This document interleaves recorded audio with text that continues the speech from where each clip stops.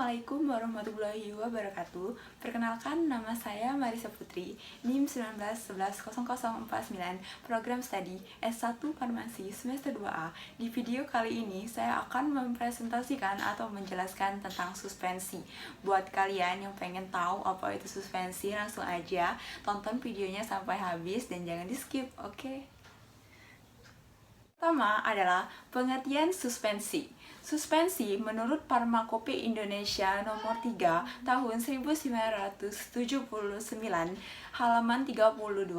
Suspensi adalah sediaan yang mengandung bahan obat padat dalam bentuk halus dan tidak larut, terdispersi dalam cairan pembawa.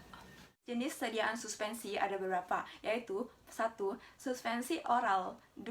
Suspensi topikal, 3. Suspensi tetes telinga, 4. Suspensi optalmik, 5. Suspensi untuk injeksi, 6. Suspensi untuk injeksi terkonstitusi. 1. Suspensi oral adalah sediaan cair mengandung partikel dapat yang terdispersi dalam pembawa cair dengan bahan pengaroma yang sesuai dan ditunjukkan untuk penggunaan oral. Beberapa suspensi yang diberi etiket sebagai susu atau magma termasuk dalam golongan inti.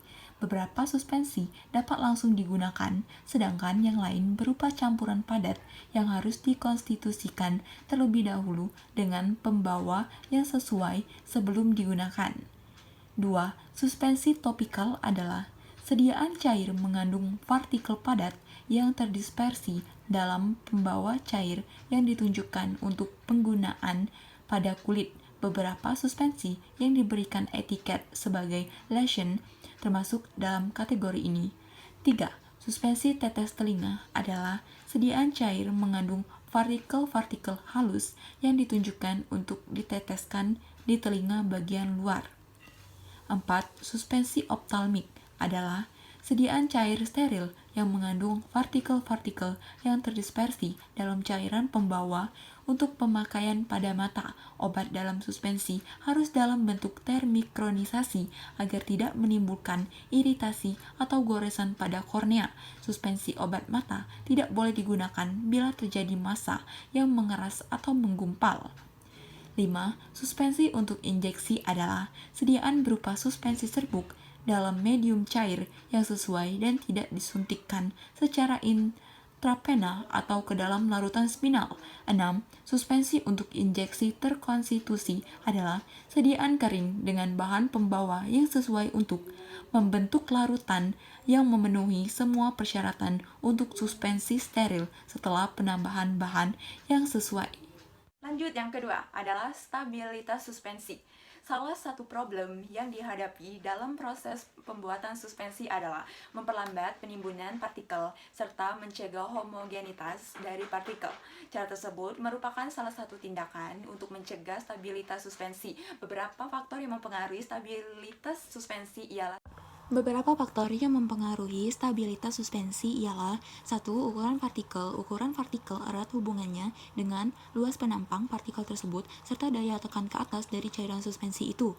Hubungan antara ukuran partikel merupakan perbandingan terbalik dengan luas penampangnya, sedangkan antara luas penampang dengan daya tekan ke atas merupakan hubungan linier. Artinya, semakin besar ukuran partikel semakin kecil luas penampangnya dalam volume yang sama, sedangkan semakin besar luas penampang partikel daya tekan ke atas, cairan akan semakin memperlambat gerakan tersebut. Dapat dilakukan dengan memperkecil ukuran partikel. 2. Kekentalan viskositas. Kekentalan suatu cairan mempengaruhi pula kecepatan aliran dari cairan tersebut. Makin kental susu cair, kecepatan alirannya semakin turun atau kecil. Kecepatan aliran dari cairan tersebut akan mempengaruhi pula gerakan turunnya partikel yang terdapat di dalamnya. Dengan demikian, dengan menambah viskositas cairan, gerakan turun dari partikel yang kekentalan suspensi tidak boleh terlalu tinggi agar sediaan mudah dikocok dan dihitung. Hal ini dapat dibuktikan dengan hukum Stokes. 3. Jumlah partikel konsentrasi. Apabila di dalam suatu ruangan berisi partikel dalam jumlah besar, maka partikel tersebut akan susah melakukan gerakan yang bebas karena sering terjadi benturan antara partikel tersebut. Benturan itu akan menyebabkan terbentuknya endapan dari zat tersebut. Oleh karena itu, makin besar konsentrasi partikel, makin besar terjadinya endapan partikel dalam waktu yang singkat. 4. Sistem atau muatan partikel. Dalam suatu suspensi, kemungkinan besar terdiri dari beberapa macam campuran bahan yang sifatnya tidak selalu sama.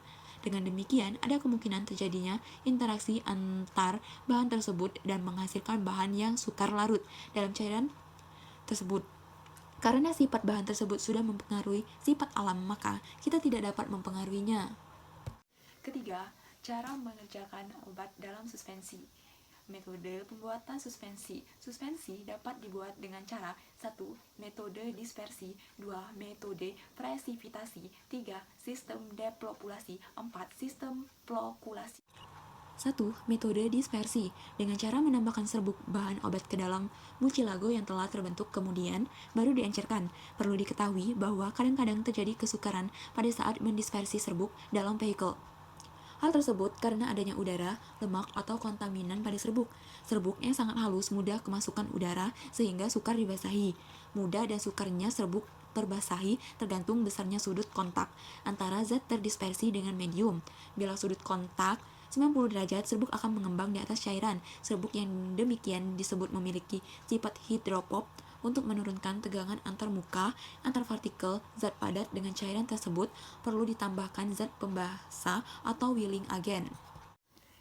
2. Metode presipitasi. Zat yang hendak didispersi dilarutkan dahulu dalam pelarut organik yang hendak dicampur dengan air. Setelah larut dalam pelarut organik diencerkan dengan larutan pen suspensi dalam air. Akan tetapi, endapan halus dan tersuspensi dengan bahan pen suspensi cairan organik tersebut adalah etanol, propylglycol, dan polyethylenglycol. 3. Sistem deplokulasi. Dalam sistem deplokulasi, partikel deplokulasi mengendap dan akhirnya membentuk sedimen di mana terjadi agregasi, akhirnya terbentuk cake yang keras dan sulit tersuspensi kembali. 4. Sistem flokulasi. Dalam sistem flokulasi, partikel terflokulasi terikat lemah, cepat mengendap, dan pada penyimpanan tidak terjadi cake dan mudah tersusun kembali. Yang keempat, penilaian stabilitas suspensi ada 4, yaitu 1. Volume sedimentasi 2. Derajat propulsi 3. Metode rheologi 4. Perubahan ukuran partikel. 1. Volume sedimentasi adalah suatu rasio volume sedimentasi akhir terhadap volume mula-mula dari suspensi sebelum mengendap. 2. Derajat flokulasi adalah suatu rasio volume sedimen akhir dari suspensi flokulasi terhadap volume sedimen akhir suspensi deflokulasi. 3. Metode rheologi berhubungan dengan faktor sedimen dan redispersibilitas, membantu menentukan perilaku pengendapan, mengatur vehikel, dan susunan partikel untuk tujuan perbandingan. 4. Perubahan ukuran partikel digunakan cara Freeze atau chilling, yaitu temperatur diturunkan sampai titik beku lalu dinaikkan sampai mencair kembali. Dengan cara ini dapat dilihat pertumbuhan kristal yang pokok menjaga tidak terjadi perubahan ukuran partikel dan sifat kristal. Kelima, keuntungan dan kelemahan suspensi. Keuntungan sediaan suspensi 1. Bahan obat tidak larut dapat bekerja sebagai depo yang dapat memperlambat terlepasnya obat. 2. Beberapa bahan obat tidak stabil jika tersedia dalam bentuk larutan. 3. Obat dalam sediaan suspensi rasanya lebih enak dibandingkan dalam larutan karena rasa obat yang terkandung dalam larutannya. Kerugian bentuk suspensi 1. Rasa obat dalam larutan lebih jelas. 2.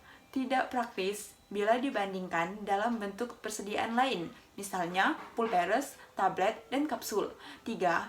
Rentan terhadap degradasi dan kemungkinan terjadinya reaksi kimia antara kandungan dalam larutan, di mana terdapat air sebagai katalisator. Baiklah, dari presentasi saya tersebut dapat saya simpulkan bahwa Dalam membuat persediaan suspensi, kita harus memperhatikan syarat-syarat atau karakteristik bahan yang akan digunakan sehingga hasilnya memuaskan. Kita juga harus mengetahui kekurangan dan kelemahan dari sediaan suspensi serta mengetahui faktor-faktor yang mempengaruhi formulasi pembuatan sediaan farmasi. Baiklah, hanya itu yang dapat saya sampaikan. Jika ada kata-kata saya atau dalam penyebutan kata saya kurang tepat, saya mohon maaf. Semoga video ini bermanfaat untuk kita semua. Saya ucapkan wassalamualaikum warahmatullahi wabarakatuh. See you the next video. Goodbye.